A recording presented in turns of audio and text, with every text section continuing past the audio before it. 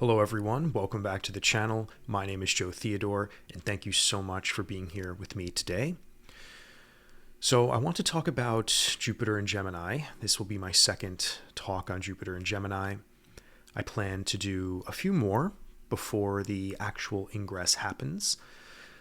And I hope to also do maybe a 12 sign forecast for that as well. But we'll see, I feel like most of my videos that I do during the week are topical in nature based on current transits and also some education, because I'm also a teacher of astrology and other things as well. But when it comes to these massive transits, guys, and I feel so far this year we've had nothing but pretty big shifts as far as, planetary events. It's important to talk consistently sometimes about them because they will, at times, alter the course of many years to come. When big transits happen that really only happen like once in a lifetime or once every couple of decades, usually those are anchor points, as I like to say. They're like new pin drops on a map that just sort of mark a spot. And in the journey of our life, they mean something, especially whatever house topic and sign that transit is occurring in. Like, for example, anytime Saturn enters a new sign, we go through a massive shift in a new part of our life. And we feel that undertone of Saturn in that house and sign. So in the Pisces part of your life, you're probably feeling a lot of stuff that Saturn is known to do.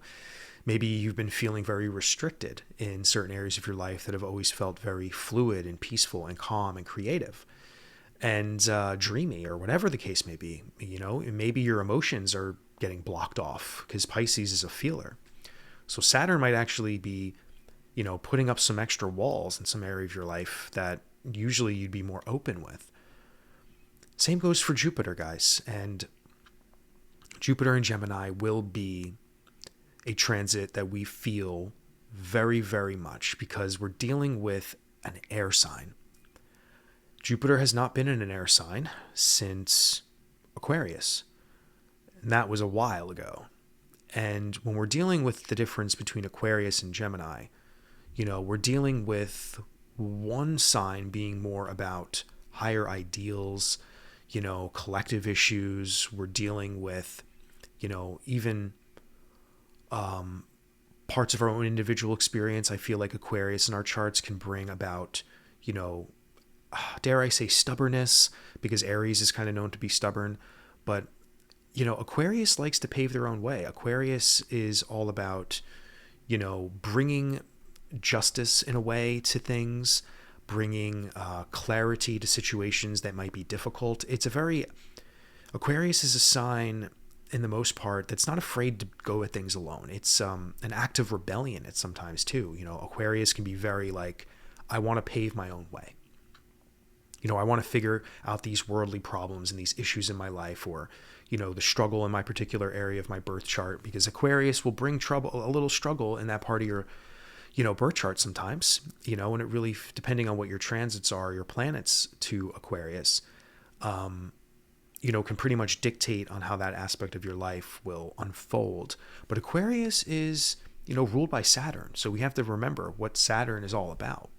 And it's a very serious sign. So when you have Jupiter, occupying that kind of air,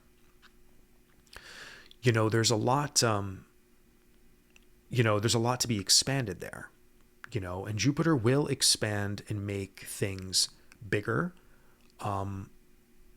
That's why it can bring luck, and that's why it's the sign of optimism. But again, we have to just remember Jupiter expands everything. So whatever's going on in your life, in that particular area of your life, Jupiter will at some point expand that, and sometimes we need that expansion because that's almost like a new safety net for us to go, okay, yeah, thank God this is growing now, because now I can have more time to breathe and figure out other things to do there. Or it can expand problems and, this, that, and the other thing when it comes to anything involving expansion. Because sometimes expansion is not good. Sometimes we can expand too quickly. But Jupiter is also the guru and the teacher and a planet of higher wisdom. and a planet of learning and stuff, So again, there's a lot to learn when Jupiter enters a new sign, especially that part of your life, that part of your birth chart. And Jupiter in Gemini will be a whole different animal. It will be compared to Aquarius, because Jupiter in Gemini is much more playful than Aquarius. So let's get into a couple of things I would like to intuitively, bring forth today in regarding Jupiter and Gemini, involving communication and relationships. But before I do that, I would just like to say that this video is sponsored by the like button, the comment section, and the subscribe button. So if you're new to the channel, please consider doing all three of those. And if you're someone who's been here for some time, definitely like the video and leave me a comment. Even if it's an emoji, all of that just really helps the algorithm, guys. And, YouTube is either showing astrologers love or they don't. So, if you feel called to do that, please do that. And also, if you'd like to book a reading with me, my website link is down in the description box. I would love to connect with you. And you can, feel safe with me and talk about literally anything you want. So just know that. All right. Jupiter in Gemini, guys. Once again, whenever we talk about these big transits, please, I hope you know what your birth chart looks like. If not, even more of a reason to have a reading. But it's all going to matter on what part of your life Gemini falls into. And Jupiter will expand and will change the way you communicate, generally speaking, the way you input data, meaning integrate data from the outside world, your environments, even intuitiveness, intuitive information, and also your relationships. Because Gemini is a social sign, no matter what house topic, your Gemini falls in. In that part of your life, communication is most likely very important in some way, shape, or form. There's probably there's probably an emphasis. Yeah, that's the word I'm looking for, Joe. An emphasis on communication, an emphasis maybe in a skill that you have or hoping to have involving the way you communicate or the way you wish to receive information, Like, for example, if you had Gemini in the 4th house, you potentially could be very interested in learning about homes and real estate, or, sometimes I actually know a ghost hunter who, if you think about it, ghost hunters go to haunted houses and haunted places where people used to live. And Gemini could be like communicating with spirits. And I think that person has Neptune in that house as well. So, no, not Neptune. I'm sorry. I think Mercury, which is the ruler of Gemini. Yes.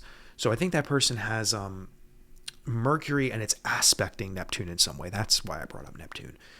And that person is like a ghost hunter, and think about that. So whatever's going on in Gemini for you, wherever Gemini is, this is where I feel in your life communication in some way, shape, or form, or performing acts of communication or learning about stuff more deeply about that house topic, that theme of your life is most likely very dominant. It's probably a very dominant theme in your life. So when Jupiter gets there, Jupiter will be expanding how all of that goes down. It will be, in the most positive of senses, showing you, I think, more clearer insight into those areas of your life. Because you have to remember, insight is also communication. Whenever we get ideas or whenever we come to, terms with the truth, everything in life is a communication. So Gemini just amps up that part of your life, It makes the communication desirability more dominant. And Jupiter, in the most positive of sense, will bring, I think, very good omens to that part of your life. I think it'll bring more synchronicity and ways that, however you fare well with communication, I feel you're going to get more of that with Jupiter. And it also, in the most positive sense, there could be a lot of things that seem to be lucky. and optimistic happening in that part of your life. I think that's a good place where you might find some really good news, throughout the transit. Like there might just be a lot of good news and a lot of good, what do I want to say? A lot of good evolution in progress in how things are relayed between you and others, So I think there's also the opportunity, well, definitely the opportunity for relationships to form and expand in a very, very big way. So that's why I bring in relationships, because Gemini is a very social sign. It's whatever area of your life Gemini's in, there's probably an element of being very social there, or maybe the opposite. Maybe it's debilitated a little, that part of your life, and maybe you're not fully expressing yourself with Gemini, and you could be fearful of communicating at all. And there might just be a complete suppression of that, in your life. But Jupiter coming in, this is a beautiful time to co-create with this transit if you do have any sort of flaws with your Gemini energy. And Jupiter can really be there to help you learn. It's a planet of learning and teaching and expanding and bringing you hope and optimism and prosperity, even in that part of your life. So it's really good to it's really good to co-create and meditate with the planetary transits, like I've said many times, because that really will allow you to grow and expand and evolve more in that part of your life. So in the most positive of senses, Jupiter is such a benefic, beautiful planet. We can use the fluidity and the adaptability of Gemini to truly, grow in so many areas of our life that we, use to communicate and that we use to form relationships and interact within relationships or learn new things. This could be an amazing time to learn new things, guys. Jupiter rules Sagittarius, right? Sagittarius is the philosopher, the adventurer, the truth seeker, the religious seeker, the spiritual seeker, the traveler. So Jupiter, signifying that in Gemini, can just expand so much in that field of that could bring so much of that into Gemini's world, maybe even meeting people from new cultures or studying things that are, tied in to other cultures. And foreign things could be a major theme that kind of go in line with whatever house topic, your Gemini falls within. So again, back to the fourth house example, if you had Gemini in the fourth house and Jupiter's going to ingress into that, it could be, if you're a traveler, this might be a good time to travel to homes around the world, like, go stay at Airbnbs around the world and just, go visit new places and see what it's like in where people actually live, Like sometimes people go on vacation, not to go on a beach and chill out for a week, but sometimes people go and stay in Airbnbs these days and go to Ireland and England. This is just example for foreign places if you're in America, at least like me.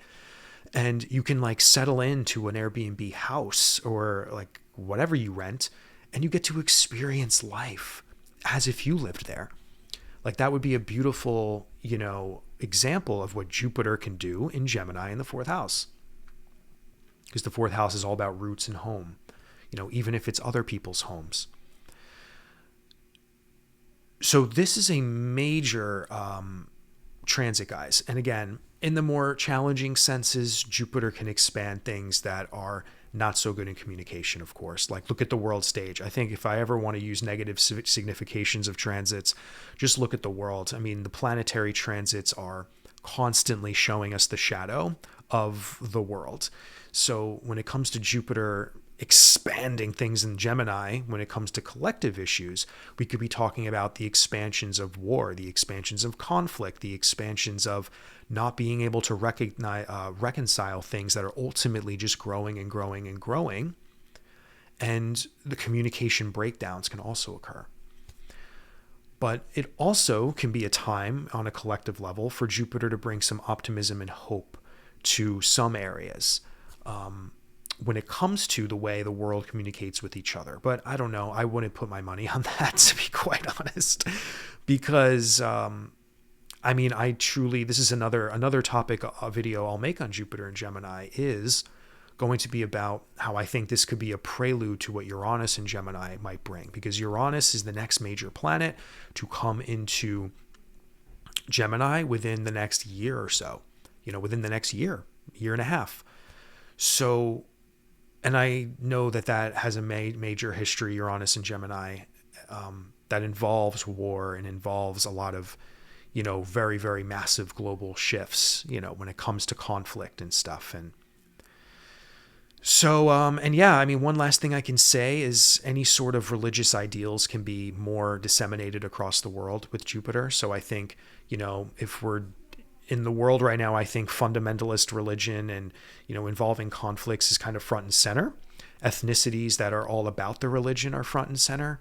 And ideologies are front and center right now in the world. And I think we can expect that kind of shit to continue to expand when Jupiter gets into Gemini on a collective level. Because Jupiter, again, a planet of religion. It's got to be said. So it will always want to spew more of that into the world, and potentially in your life, you may get more spiritual as well. You may, in communication, again, like I said earlier in the video, it doesn't mean just two people talking. Communication is just information that can come to you from left field. So Gemini, though, it's going to make things come very quickly. Things will happen quickly, and you might learn things quickly. You might get inspired spiritually by things quickly. And you might even have psychic insight happen more often there. Because Jupiter is a spiritual planet. A very spiritual planet. So, yeah, guys, I would expect your relationships to change in those areas of your life. I feel that Jupiter will expand those relationships. It will allow new things to form. It might potentially expand relationships that aren't working out right now, or any form of communications you're involved with. And it might just show you the truth of that, and they might wither away. But we can definitely expect communication and our relationships to be greatly affected in that area of your life. So yeah, guys, that's all I have for you today. I do hope that this talk helped you, resonated with you, provided some insight. Once again, thank you so much for being a part of this YouTube family. And please like, comment, and subscribe once again if you stay to the end and if you're new. And just sending you so much love, guys. Thank you so much for being here. Until next time.